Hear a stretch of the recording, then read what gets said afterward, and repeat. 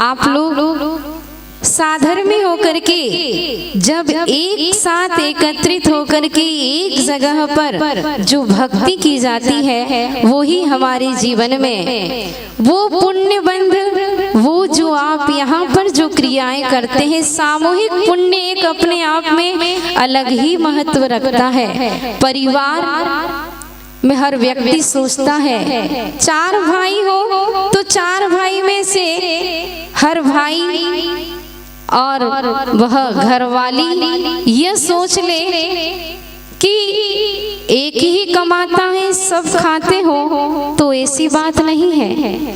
हर व्यक्ति का अपना अपना पुण्य होता है, सब मिलकर के ही कुछ कर पाते हैं। हुआ क्या, एक बार एक परिवार में सबसे बड़ी जो थी भाई की पत्नी, सबसे बड़े वाला भाई और उसकी पत्नी कहती है, सुनो बहुत दिन हो गए, आप पूरी मेहनत करते रहते हो, आप ही कमाते रहते हो, देखो ना कोई कुछ नहीं करता, तीनों भाई और भी हैं लेकिन कोई कमाते नहीं है, सब खाते बसे, आप ही सब करते रहते हो।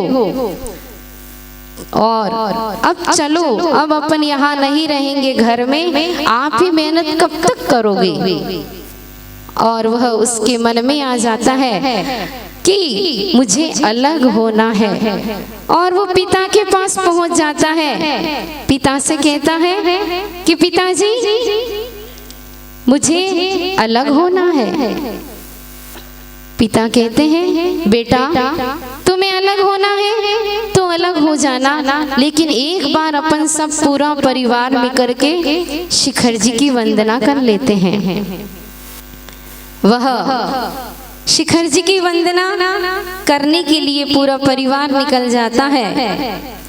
पिता सबसे बड़े बेटे को कुछ राशि देता है और कहता है, बेटा आज का भोजन, पूरे परिवार का भोजन का वह राशि तुम्हें इसकी डबल तिबल करके इसका परिवार का आज भोजन तैयार करना है। और वो जाता है, बाजार में जाता है, क्या करे, कैसे 25 के 50 करे, तो वो 25 रुपये का क्या करता है, साबुन खरीदता है और 25 के 35-40 रुपये कर लेता है और वह भोजन सामग्री लाकर के भोजन करा देता है।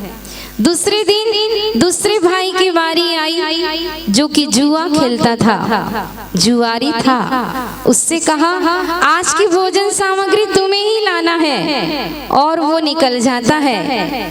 जैसे ही वो बाजार में जाता है, जुआ खेलने वाला करेगा भी क्या, वो वहीं पहुंच गया। उसने सोचा आज की भोजन सामग्री मैं कैसे ला पाऊंगा, तो वह पहुंच जाता है और वह जुआ खेलने बैठ जाता है। वह 25 के 50 करके भोजन सामग्री ले आता है। तीसरे दिन तीसरे भाई का नंबर आया, जो कि अंधा था। अब वो अंधा है, उससे कहा गया कि आज की भोजन सामग्री की पूरी व्यवस्था तुम्हारी है, ये राशि ले जाओ और तुम्हें भोजन सामग्री लेकर के आना है। और वो निकल जाता है अपनी पत्नी को लेकर के। रास्ते में चलते चलते क्या होता है, उसको ठोकर लगती है, और ठोकर लगती है तो उसका पैर जहाँ टकरा जाता है तो वो सोचता है कि कहीं और किसी को ठोकर न लग जाए, तो वो उस पत्थर को उखाड़ने के लिए पत्नी से कहता है, और दोनों मिलकर के उस पत्थर को जैसे ही हटाते हैं, वहाँ अशर्फियों का एक भरा हुआ घड़ा निकल जाता है। और वह भोजन सामग्री बहुत सुंदर, बहुत सारी भोजन सामग्री के साथ अशर्फियों को लेकर के पिताजी के पास पहुंच जाता है। चौथा दिन हुआ, चौथे बेटे का नंबर आया। उससे भी कहा गया कि तुम्हें भी यह भोजन व्यवस्था आज की तुम्हारी जिम्मेदारी है। चौथा जो था वो जिन भक्त था, उसे तो जैसे ही कहा गया तो वह नगर में गया। तो नगर में जाकर के जिन मंदिर सबसे पहले भगवान के दर्शन और पूजन करने का उसका नियम था, तो वो मंदिर पहुंच गया। और मंदिर पहुंच करके उसने क्या किया, जैसे ही जिनेंद्र भगवान की मुद्रा देखी और उसका मन ऐसा लगा कि वो वहीं पर बैठ गया, पूजन अभिषेक की और ध्यान में बैठ गया। वो भूल ही गया कि मुझे वहां जाकर के कुछ आज के भोजन सामग्री भी ले जाना है। अब क्या, समय पूरा होना है।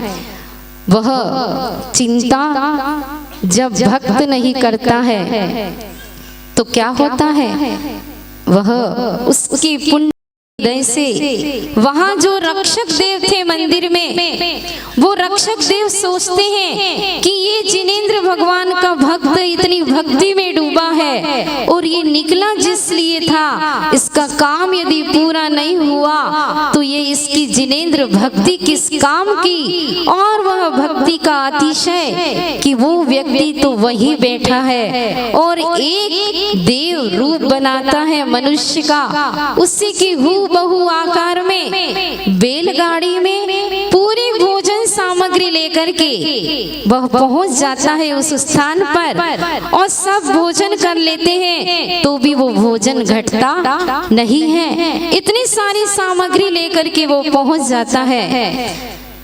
वह जब उसकी ध्यान से वह जब बाहर आता है तो वह सोचता है, अरे आज तो मैं भूल ही गया, मुझे तो भोजन सामग्री लेकर के